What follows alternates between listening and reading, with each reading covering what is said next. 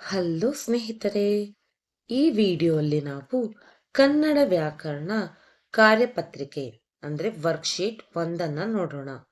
ನಿಮಗೆ ತುಂಬಾ ಯೂಸ್ಫುಲ್ ಆಗಿರುತ್ತೆ. ಮೊದಲನೇದಾಗಿ ಕೆಳಗಿನ ಪ್ರಶ್ನೆಗಳಿಗೆ ಸರಿಯಾದ ಉತ್ತರವನ್ನು ಆಯ್ಕೆ ಮಾಡಿ ಬರೆಯಿರಿ. ಅಂದ್ರೆ ಮಲ್ಟಿಪಲ್ ಚಾಯ್ಸ್ ಕ್ವೆಶ್ಚನ್ ಇದೆ. ಮೊದಲನೆಯ ಪ್ರಶ್ನೆ, ಕನ್ನಡ ಭಾಷೆಯ ಒಟ್ಟು ವರ್ಣಮಾಲೆಗಳ ಅಂದರೆ ಅಕ್ಷರಗಳ ಸಂಖ್ಯೆ ಎಷ್ಟು? A 49, B 50, C 34, D 15. ಸರಿಯಾದ ಉತ್ತರ ಎ 49. ಕನ್ನಡ ವರ್ಣಮಾಲೆಯಲ್ಲಿ ಒಟ್ಟು 49 ಅಕ್ಷರಗಳಿವೆ. ನಂತರ ಎರಡನೇ ಕ್ವೆಶ್ಚನ್, ಅ ಇ ಉ ಎ ಓ ಇವು ಯಾವ ಸ್ವರಗಳು? ಆಪ್ಷನ್ ಎ ದೀರ್ಘ ಸ್ವರ, ಆಪ್ಷನ್ ಬಿ ಯೋಗವಾಹಗಳು, ಆಪ್ಷನ್ ಸಿ ಹ್ರಸ್ವ ಸ್ವರ, ಆಪ್ಷನ್ ಡಿ ವ್ಯಂಜನಗಳು. ಸರಿಯಾದ ಉತ್ತರ ಆಪ್ಷನ್ ಸಿ ಹ್ರಸ್ವ ಸ್ವರ. ಅ ಇ ಉ ಎ ಓ ಎಲ್ಲ ಹ್ರಸ್ವ ಸ್ವರಗಳು. ದೀರ್ಘ ಸ್ವರಗಳು ಅಂದ್ರೆ ಆ ಈ ಉ ಎ ಅಂದ್ರೆ ದೀರ್ಘವಾಗಿ ಹೇಳ್ತೀವಿ. ಯೋಗವಾಹಗಳು ಅಂ ಮತ್ತು ಅಹ. ವ್ಯಂಜನಗಳು ಕ ಇಂದ ಲಾವರೆಗೆ ವ್ಯಂಜನಗಳು. ಸೊ ಸರಿಯಾದ ಉತ್ತರ ಆಪ್ಷನ್ ಸಿ ಹ್ರಸ್ವ ಸ್ವರ. ನಂತರ ಮೂರನೇ ಪ್ರಶ್ನೆ, ಕ ಇಂದ ಮಾವರೆಗಿನ 25 ಅಕ್ಷರಗಳನ್ನು ಏನೆಂದು ಕರೆಯುತ್ತಾರೆ? ಕಾಟುಮಾನ ಏನಂತ ಕರೀತಾರೆ? ಆಪ್ಷನ್ ಎ ಅವರ್ಗೀಯ ವ್ಯಂಜನಗಳು, ಆಪ್ಷನ್ ಬಿ ವರ್ಗೀಯ ವ್ಯಂಜನಗಳು, ಆಪ್ಷನ್ ಸಿ ಅನುನಾಸಿಕಗಳು, ಆಪ್ಷನ್ ಡಿ ಸ್ವರಗಳು. ಸರಿಯಾದ ಉತ್ತರ ಆಪ್ಷನ್ ಬಿ ವರ್ಗೀಯ ವ್ಯಂಜನ. ಕ ಇಂದ ಮಾವರೆಗೆ ವರ್ಗೀಯ ವ್ಯಂಜನ ಅಂತ ಕರಿತೀವಿ. ಅವರ್ಗೀಯ ವ್ಯಂಜನ ಅಂದ್ರೆ ಯಾ ಇಂದ ಲಾವರೆಗೆ. ಅನುನಾಸಿಕಗಳು ವರ್ಗೀಯ ವ್ಯಂಜನದಲ್ಲೇ ಅನುನಾಸಿಕಗಳಿರುತ್ತದೆ. ಸ್ವರಗಳು ಆ ಇಂದ ಔವರೆಗೆ ಸ್ವರಗಳು. ನಾಲ್ಕನೇ ಪ್ರಶ್ನೆ, ಕೆಳಗಿನವುಗಳಲ್ಲಿ ಯಾವುದು ನಾಮಪದ ಆಗಿದೆ? ಅಂದ್ರೆ ಇದರಲ್ಲಿ ನಾಮಪದ ಅಂದ್ರೆ ನೌನ್. ನಾಮಪದ ಅಂದ್ರೆ ನೌನ್ ಅಂದ್ರೆ ಒಂದು ವ್ಯಕ್ತಿ, ವಸ್ತು, ಪ್ರಾಣಿ, ಪಕ್ಷಿಗಳ ಹೆಸರನ್ನ ಸೂಚಿಸುವ ಪದವೇ ನಾಮಪದ. ಇದರಲ್ಲಿ ಯಾವುದು ನಾಮಪದ? ಆಪ್ಷನ್ ಎ ಓಡಿದನು, option B Bengaluru, option C ಮತ್ತು ಆಪ್ಷನ್ ಡಿ ಸುಂದರವಾದ. ಇದರಲ್ಲಿ ಯಾವುದು ಹೆಸರನ್ನು ಸೂಚಿಸುತ್ತೆ? ಆಪ್ಷನ್ ಬಿ ಬೆಂಗಳೂರು ಹೆಸರನ್ನ ಸೂಚಿಸುತ್ತೆ. ಸೊ ಬೆಂಗಳೂರು ಬಂದು ನಾಮಪದದ ಉದಾಹರಣೆ. ಐದನೇ ಪ್ರಶ್ನೆ, ಅವನು ಶಾಲೆಗೆ ಹೋದನು. ಇದರಲ್ಲಿ ಈ ವಾಕ್ಯದಲ್ಲಿರುವ ಸರ್ವನಾಮ ಯಾವುದು? ಅವನು ಶಾಲೆಗೆ ಹೋದನು ಎನ್ನುವ ವಾಕ್ಯದಲ್ಲಿ ಇರುವ ಸರ್ವನಾಮ ಯಾವುದು? ಆಪ್ಷನ್ ಎ ಶಾಲೆಗೆ, ಆಪ್ಷನ್ ಬಿ ಹೋದನು, ಆಪ್ಷನ್ ಸಿ ಅವನು, ಆಪ್ಷನ್ ಡಿ ಯಾವುದೂ ಇಲ್ಲ. ಸರ್ವನಾಮ ಅಂದ್ರೆ ನಾಮಪದದ ಬದಲಿಗೆ ಉಪಯೋಗಿಸುವ ಪದನ ಸರ್ವನಾಮ ಅಂತೀವಿ. ನಾಮಪದದ ಬದಲಿಗೆ. ಸೊ ಅವನು, ಆಪ್ಷನ್ ಸಿ ಅವನು ಅನ್ನೋದು ಸರ್ವನಾಮ ಆಗಿರುತ್ತೆ. ಆಪ್ಷನ್ ಸಿ ಅವನು ಸರಿಯಾದ ಉತ್ತರ. ಎರಡನೇ ಮೇನ್ನ ನೋಡೋಣ. ಬಿಟ್ಟ ಸ್ಥಳಗಳಲ್ಲಿ ಸೂಕ್ತ ಪದಗಳಿಂದ ತುಂಬಿರಿ ಅಂದ್ರೆ fill in the blanks. Kannada ವರ್ಣಮಾಲೆಯಲ್ಲಿರುವ ಯೋಗವಾಹಗಳ ಸಂಖ್ಯೆ ಎಷ್ಟು? ಅಂದ್ರೆ ಡ್ಯಾಶ್ ಎಷ್ಟು? ಕನ್ನಡ ವರ್ಣಮಾಲೆಯಲ್ಲಿರುವ ಯೋಗವಾಹಗಳ ಸಂಖ್ಯೆ 2.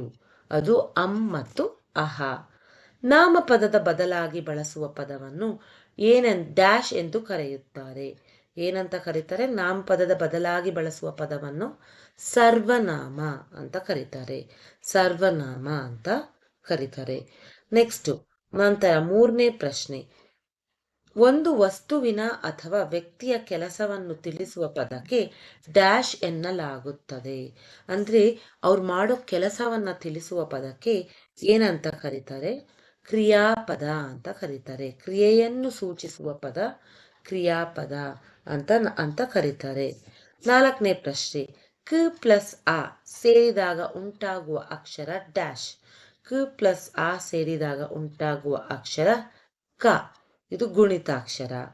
ಮೂಗಿನ ಸಹಾಯದಿಂದ ಉಚ್ಚರಿಸುವ ಅಕ್ಷರಗಳನ್ನು ಡ್ಯಾಶ್ ಎನ್ನುತ್ತಾರೆ. ಮೂಗಿನ ಸಹಾಯದಿಂದ ಉಚ್ಚರಿಸುವ ಅಕ್ಷರ ಅನುನಾಸಿಕಾಕ್ಷರ, ಅನುನಾಸಿಕ ಅಂತ ಕರೀತಾರೆ. ಉದಾಹರಣೆ ಜ್ಞ, ಜ್ಞ, ಣ, ನ, ಮ ಇದೆಲ್ಲ ಮೂಗಿನ ಸಹಾಯದಿಂದ ಉಚ್ಚರಿಸುವ ವ್ಯಂಜನಾಕ್ಷರಗಳು. ಇವೆಲ್ಲ ವ್ಯಂಜನಗಳು. ನಂತರ ಥರ್ಡ್ ಮೇನ್ ನೋಡೋಣ. ಥರ್ಡ್ ಮೇನ್ ಹೊಂದಿಸಿ ಬರೆಯಿರಿ. Match the following. ಆನೆ, ಆನೆ ಬಂದು ಯಾವುದಕ್ಕೆ ಉದಾಹರಣೆ? ಆನೆ ಯಾವುದಕ್ಕೆ ಉದಾಹರಣೆ? ಎಲಿಫೆಂಟ್.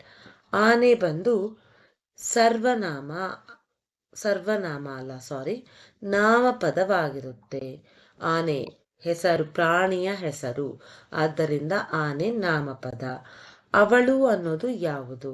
ಅವಳು ಅನ್ನೋದು ಸರ್ವನಾಮ, ನಾಮಪದದ ಬದಲಿಗೆ ಬಳಸುವ ಅಕ್ಷರ ಸರ್ವನಾಮ. ಬರೆದನು, ಬರೆದನು ಕ್ರಿಯೆಯನ್ನ ಸೂಚಿಸುತ್ತೆ, ಆದ್ದರಿಂದ ಇದು ಕ್ರಿಯಾಪದ, ಕ್ರಿಯೆಯನ್ನ ಸೂಚಿಸುವುದು ಕ್ರಿಯಾಪದ.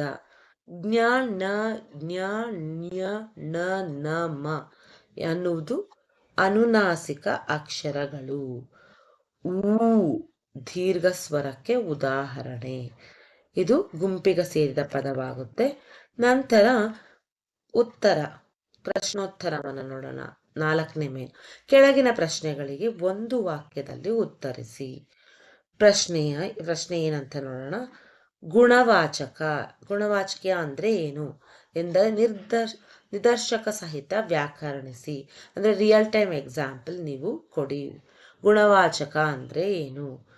ವಸ್ತು, ಉತ್ತರ ವಸ್ತು, ಪ್ರಾಣಿ ಅಥವಾ ವ್ಯಕ್ತಿಗಳ ಗುಣ, ಸ್ವಭಾವ ಹಾಗೂ ವೈಶಿಷ್ಟ್ಯವನ್ನು ತಿಳಿಸುವ ಪದಗಳಿಗೆ ಗುಣವಾಚಕ ಎನ್ನುತ್ತಾರೆ. ಅಂದ್ರೆ ಒಂದು ವಸ್ತುವಿನ, ಪ್ರಾಣಿನ, ವ್ಯಕ್ತಿಯ ಗುಣ, ಅದರ ಗುಣ ಮತ್ತೆ ಸ್ವಭಾವ ಹೇಗಿದೆ ಅಂತ ತಿಳಿಸುವ ಪದ ಗುಣವಾಚಕ. ಉದಾಹರಣೆಯನ್ನ ನೋಡೋಣ. ಹೊಸ ಬಟ್ಟೆ, ಹೊಸದಾದ ಬಟ್ಟೆ ಅಂದ್ರೆ ಹೊಸ ಅನ್ನೋದು ಇದರಲ್ಲಿ ಗುಣವಾಚಕ ಆಗುತ್ತೆ. ಅಂದ್ರೆ ನಾಮಪದದ ಗುಣ, ಬಟ್ಟೆ ಅನ್ನೋದು ನಾಮಪದ ಆಗುತ್ತೆ. ನಾಮಪದದ ಗುಣವನ್ನ ಸೂಚಿಸುವ ಪದ ಗುಣವಾಚಕ. ದೊಡ್ಡ ಮನೆ, ಇದರಲ್ಲಿ ದೊಡ್ಡ ಅನ್ನುವುದು ಗುಣವಾಚಕ. ಮನೆ ಅನ್ನೋದು ನಾಮಪದ. ದೊಡ್ಡ ಮನೆ, ಮನೆ ಹೇಗಿದೆ? ದೊಡ್ಡದಾಗಿದೆ.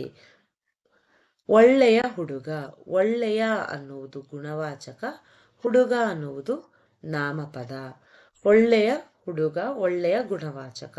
ಅಂದ್ರೆ ವಸ್ತು, ಪ್ರಾಣಿ, ವ್ಯಕ್ತಿಯ ಗುಣವನ್ನ ಸೂಚಿಸುತ್ತೆ ಗುಣವಾಚಕ.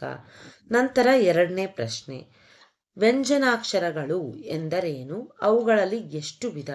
ವ್ಯಂಜನಗಳಂದ್ರೆ ಏನು? ಎಷ್ಟು ವಿಧ? ಸರಿಯಾದ ಉತ್ತರ ಸ್ವತಂತ್ರವಾಗಿ ಉಚ್ಚರಿಸಲು ಬಾರದ ಸ್ವರಗಳ ಸಹಾಯದಿಂದ ಉಚ್ಚರಿಸಲ್ಪಡುವ ಅಕ್ಷರಗಳನ್ನು ವ್ಯಂಜನಗಳು ಅಥವಾ ವ್ಯಂಜನಾಕ್ಷರಗಳು ಎನ್ನುತ್ತಾರೆ. ಅಂದ್ರೆ ಸ್ವತಂತ್ರವಾಗಿ ಉಚ್ಚರಿಸುವ ಪದ ಯಾವುದು? ಸ್ವರಗಳು. ಸ್ವರಗಳ ಸಹಾಯದಿಂದ ಉಚ್ಚರಿಸುವ ಪದ ಯಾವುದು? ವ್ಯಂಜನಗಳು. ವ್ಯಂಜನಗಳಲ್ಲಿ 2 ವಿಧ. ಎಷ್ಟು ವಿಧ? 2 ವಿಧ. ಅದು ಒಂದು ವರ್ಗೀಯ ವ್ಯಂಜನ, ಅವರ್ಗೀಯ ವ್ಯಂಜನ. ವರ್ಗೀಯ ವ್ಯಂಜನ ಕಾಟುಮ, ಅವರ್ಗೀಯ ವ್ಯಂಜನ ಯಾ ಇಂದ ಳವರೆಗೆ. ಈ ವಿಡಿಯೋ ನಿಮಗೆ ಇಷ್ಟವಾಗಿದೆ ಅಂತ ಅನ್ಕೊಂತೀನಿ. ಇನ್ನಷ್ಟು ವರ್ಕ್ಶೀಟ್ ನಿಮಗೆ ಬೇಕಾಗಿದ್ರೆ ವರ್ಕ್ಶೀಟ್ ಅಂತ ಕಮೆಂಟ್ ಮಾಡಿ. ಮತ್ತೆ ಭೇಟಿಯಾಗೋಣ. ಧನ್ಯವಾದಗಳು.